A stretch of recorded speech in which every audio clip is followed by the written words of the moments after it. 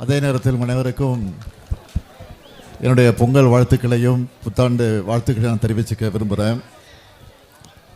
இந்த மதுரை மண் என்பது வீரம் விளைந்த மண்ணாகும். அப்படிப்பட்ட வீரம் விளைந்த இந்த மண்ணில் வீர விளையாட்டான உலக புகழ்பெற்றிருக்கக்கூடிய அலங்காநல்லூர் ஜல்லிக்கட்டை பார்க்கும்போது நமக்கெல்லாம் வீரமே வருகிறது. அதனை அடக்கிற காளையர்களை பார்க்கும்போது நம்முடைய தமிழ் மண்ணுக்கு ஒரு பெருமையாக இருக்கு.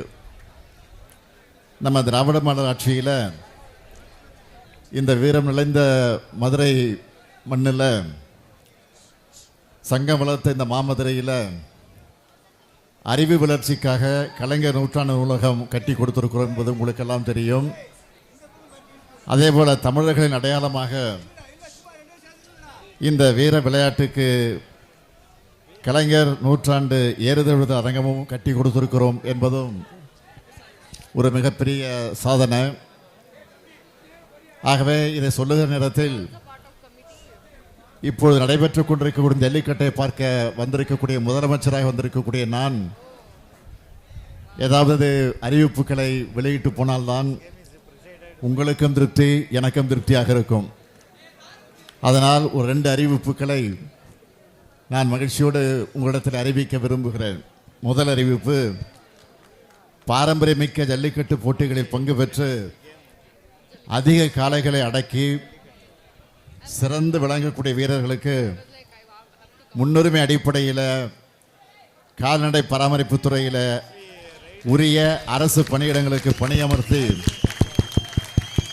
வழிவகை செய்யப்படும் என்பதை மகிழ்ச்சியோடு தெரிவிச்சுக்கிறேன். அடுத்து 2வது அறிவிப்பு, உலக புகழ்பெற்ற தமிழ்நாட்டின் ஜல்லிக்கட்டு காளைகளுக்கான அலங்காநல்லூரில் சிறந்த உயர்தர சிகிச்சை மற்றும் பயிற்சி மையம் 2 கோடி ரூபாய் செலவில் அமைக்கப்படும் என்பதையும் மகிழ்ச்சியோடு தெரிவிச்சிருக்கிறேன். இந்த 2 அறிவிப்பும் உங்களுக்கு மகிழ்ச்சி தானே? ரொம்ப மகிழ்ச்சி சார், ரொம்ப மகிழ்ச்சி. நீங்க தான் சொல்றீங்க, மற்ற மக்கள் வாழ்க வாழ்க.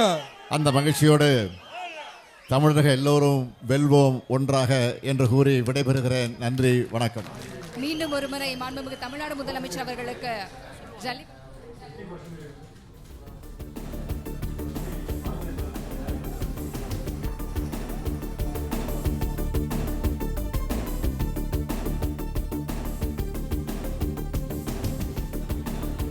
ஜல்லிக்கட்டில் அதிக காளைகளை அடக்கும் வீரர்களுக்கு அரசு பணி வழங்கப்படும் என முதலமைச்சர் மு.க.ஸ்டாலின் அறிவிப்பினை வெளியிட்டிருக்கிறார்.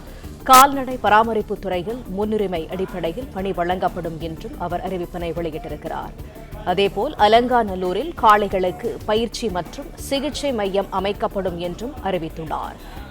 ரூபாய் 2 கோடி மதிப்பில் அலங்காநல்லூரில் சிறந்த உயர்தர சிகிச்சை மையம் அமைக்கப்படும் என முதலமைச்சர் தெரிவித்துள்ளார். பிளே ஸ்டோர் மற்றும் ஆப் ஸ்டோரில் இருந்து பாலிமர் செயலியை QR கோடு மூலம் பதிவிறக்கம் செய்யுங்கள். செய்திகளை உடனுக்குடன் பெறுங்கள்.